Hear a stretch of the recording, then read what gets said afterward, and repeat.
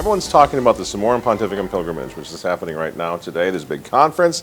Tomorrow is the big traditional Latin Mass with Cardinal Burke. Everybody's wondering what it means in the present situation in the Vatican, being a little bit turbulent.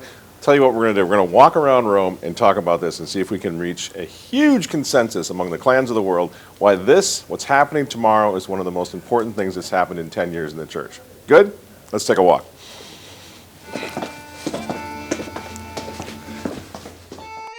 This is the Leonine Wall. This was built by Pope Leo IV in 879. And interestingly enough, it was used for the Pope to get from the Vatican to the Castle Sant'Angelo at the other end. And it's interesting for our conversation today because it shows that the Church, like Bishop Fulton Sheen said, the Church is always coming out of a tomb, you know? There's always been problems. So here we are, Leo XIV's predecessor, Leo IV, building a wall so that he could run and get fortified behind the walls of Castle Sant'Angelo when the Muslims were attacking. At that time, there were all sorts of debates about, do we negotiate? Do we go to war? What do we do? So once again, you see, as far back as you can go in this town, there's been a war going on. There's been a clash going on. There's been a threat to the Church, right? And it's no different today.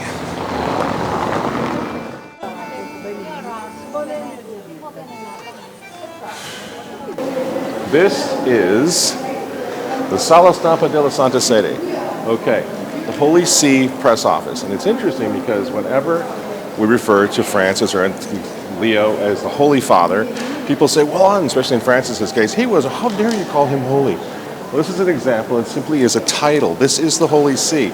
This is where the Holy Father resides. This is the Holy See's press office. And the point is, the Holy Father is what this is kind of all about.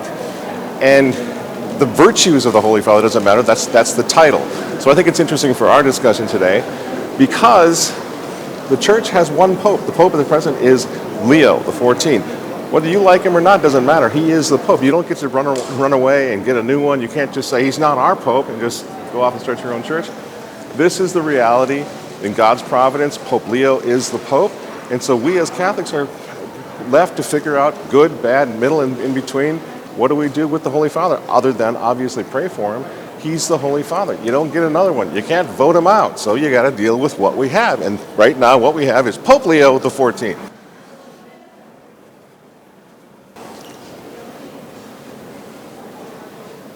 Now, this is a statement of the obvious, but this is a holy year. This is the Basilica of St. Peter's. The doors represent Jesus Christ, right? So going through the holy doors in the holy year comes with an indulgence if you follow all the necessary conditions. But for our discussion today, when people say, well, because tomorrow we're going to have thousands of traditional Catholics walking right down the Conciliazione, right here, into the Basilica for a traditional Latin Mass. People say that's a crumb. How about this? When the LGBTQRSPUVWXYZ people came here and went through those doors and made a little bit of a spectacle of themselves and made a scene, was that a crumb? Was it a crumb? No, it wasn't a crumb. It was a major event. It sort of rocked the Catholic world, right? So how can we say that what's going to happen here tomorrow with a traditional Latin Mass at the permission, if not invitation of the Pope, is a crumb? It's not a crumb, right? The thing to do is if you want to call it a crumb, well, make a cake out of it. Do something good with it, right? That's what they're trying to do. That's what the other side's trying to do. That's exactly what we're going to do. This is extremely significant, this traditional Latin Mass at the Basilica of St. Peter. To call it a crumb is so stupid. So you say, well, I'm going to boycott that. I'm not going to be there because it's, it has to be reconsecrated and all of that. Well, all that means is that you're not there. You're not part of the solution. You're not on the battlefield at all. And by the way, who says what rises to the level of a desecration that requires reconsecration? I think what happened here was awful. My own daughter went in here and shot those pictures that the whole world saw, right? Of that spectacle, that abomination of desolation. But at the end of the day, they just walked through the doors of the Basilica and they walked out again. Is there a priest, is there a bishop, is there a cardinal who can say that rises to the level of a desecration so serious that we cannot celebrate the traditional Latin Mass here until it's reconsecrated? No, that's not what the Church teaches. We have to go in and use this basilica for its purpose, for the proper purpose, which is the reason it was made, the traditional Latin Mass. That's going to happen tomorrow. That's not a crumb. That's a big deal. So you can see, because this is a holy year, there are so many people here. It's a huge, huge deal. But again, for the purpose of our discussion today, The Holy Year ends in January of 2026. So everything that we've seen since Pope Leo was made Pope has been pre-planned by Pope Francis, the pontificate of Pope Francis. So it's going to be interesting to see if there are any changes, because these things have been carved in stone for a long time, have been pre-planned, arranged, scheduled for a long time. Come January, all of that's over. Everything that Leo does is Leo's and Leo's alone. So that's going to be an interesting thing as well after the Holy Year ends.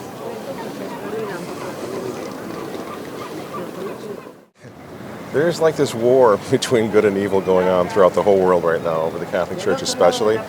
And that war is also within the Church and has been for a long time. Pius X, modernist invasion at the heart and bosom of the Church way back in 1905.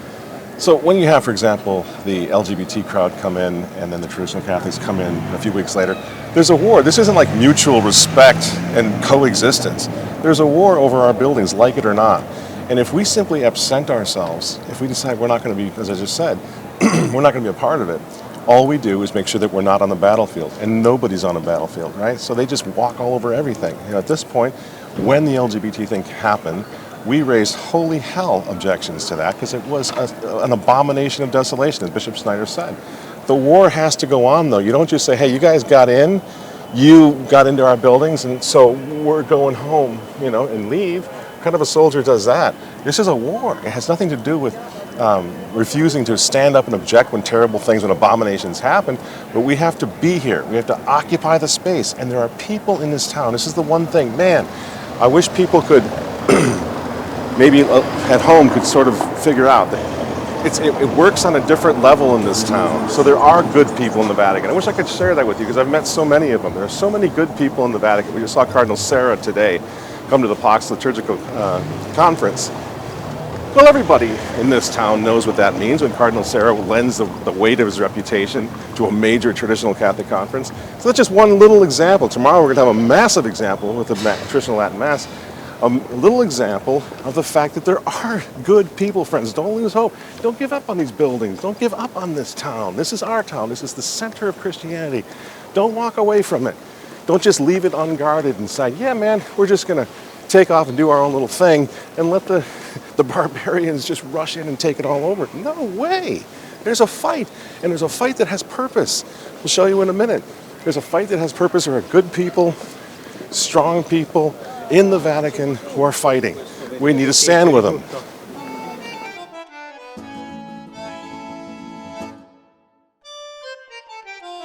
So you can see like where we are to orient yourselves. This is the colonnade. Right here is where we all were during the conclave and when the white smoke came up. St. Peter's right there. Now, take a short walk to here. This is Augustiniani. And in here today is a major traditional Catholic conference with a lot of priests. Cardinal Sarah was here today. And I was listening to the talks just before for those people who say, well, nothing's being said about the mess that's happening in the church. Absolutely wrong. So within the shadow of St. Peter's, literally, you have a major traditional Catholic conference going on in which august figures such as Cardinal Sarah were present. Priests, bishops, people, journalists from all over the world are here to do what? To discuss the traditional Latin Mass issue. Why? Because the traditional Latin Mass is absolutely essential to the lifeblood of the Church, and of course, to the Catholic Restoration movement as a whole. That's why Pope Francis canceled it, because he wasn't interested in a revival of traditional Catholicism. Here they are at this event speaking, and I can attest to this, and you can look it up online. With teeth, they're talking about what happened under Francis, what happened to the injustice of what happened to traditional Catholics. And there's Cardinal Sarah sitting there, and he famously said just last week, why are they persecuting traditional Catholic, Latin Mass Catholics when they're the ones who are faithfully practicing the faith? Well, here we are, a conference discussing just that in the middle of all this.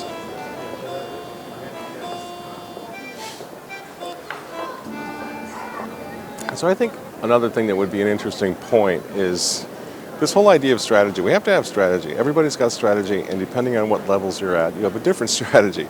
The strategy changed dramatically from Benedict to Francis, obviously, and for obvious reasons. I remember years ago, right across here is the La Stampa again, the Vatican Press Office. And I was talking to the head of the Vatican Press Office, a guy named Vic. This is 25 years ago. And I asked him, what do you think of the Pope? At that time, it must have been, I don't know which one it was, I guess Benedict. And so maybe it was more like 20 years ago. But in any case, he said something that really surprised me. He said, He's talking to me as a journalist, so he was just kind of talking shop, and he said, what people don't realize is the Vatican is made up of a vast number of, he called them fiefdoms. And so when you ask me, he says, when you ask me, like, what do I think of the Pope? He says, I don't know. The man in white comes and goes. Like, we just have to do the same thing. We protect our little fiefdoms. We do our work. We don't pay that much attention to the personality or the individual who is the Pope, which kind of surprised me at the time. But I think to a degree, maybe we put too much emphasis on that as well, knowing that we're now in a post-conciliar period, knowing that we're in occupied territory, we're behind enemy lines to a degree. I think there's way too much concentration now, for example, on Leo. Like, how are we reacting to him? If we don't like him, we're going to go do this. If we like him, we're going to do this. I think we have to have the same sort of mentality that Vic had, which was whatever's happening at the top in that little apartment window up there doesn't change a whole lot for what we're going to be doing. So if the Pope cracks down on the Latin Mass like Francis did, well, we rise to that occasion, and there's a certain strategy that has to be employed. If a Pope begins to loosen it up or lighten it up or liberate it like Benedict did, we're like, okie dokie, we're loyal sons of the church. We're just going to go find our Mass now, because out of the Mass becomes a defense of the doctrine, right? So the Mass is really, really key.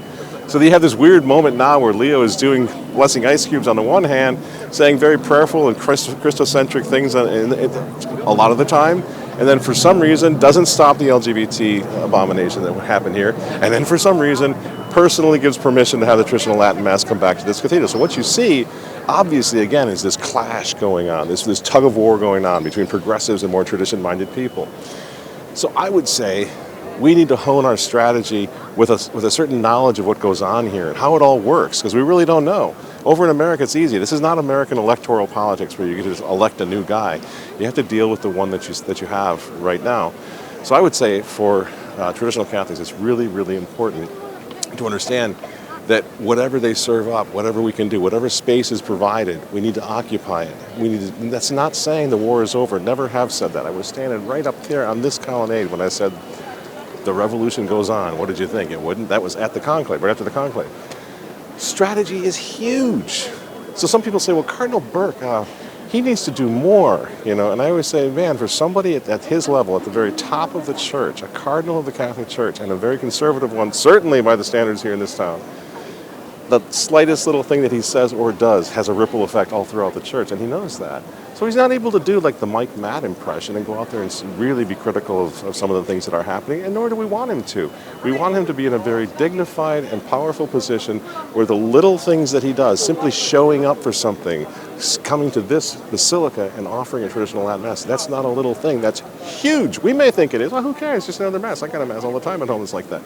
For Cardinal Burke to come marching up the Conciliazione and go in through those doors, leading all of us to traditional Latin Mass, that's a big deal. So what we have to say is, let the man do his strategy his way. Appreciate what he's doing. It's not my strategy as some YouTuber guy, a newspaper guy who gets to pretty much say whatever he wants. So you can't compare what somebody like me or Taylor Marshall or whatever says on YouTube to what somebody like Cardinal Burke is able to say, nor can you underestimate what seems to be the slightest little reprimand, question, dare I say dubia, coming from the lips of a cardinal. You can't underestimate how powerful that is either. Let the man do his strategy, we do our strategy, and we keep moving forward. And we've done a really good job, because the thing is, when Summorum Pontificum come out, this came out, this pilgrimage is celebration of that anniversary. When Summorum Pontificum, a lot of people said, oh man, they're going to make you swallow the council if you take that Latin Mass. That's a trap. You got to reject that, right? Even though the Society of St. Pius X had led the charge in trying to get that Mass liberated from the Pope. Thank God for them for having done so. But there were lots of naysayers who said it was never going to work. So I say this to give credit to the traditional Catholic movement worldwide. Nobody was deceived. Nobody fell for the whole revolution because they now had the Latin Mass. They simply went back to the traditional Latin Mass, because guess what? Traditional Catholics are not idiots. They know about strategy. They know how to do this. So it's not a Faustian bargain. We'll give you the Mass, but you're going to lose the faith. You're going to become a liberal modernist. It just didn't work. How do I know? As I've said so many times, how do we know it didn't work as a trap? Because the traditional Catholic strategy was working way too well. for a guy like Francis. And so he just does the unthinkable, reverses his own predecessor and begins to cancel the Latin Mass. That's what I call really good strategy. Traditional Catholics should thank God for the wisdom and the prudence to strategize like that and plan to keep doing it, because you know what? We got a pretty good track record. It works.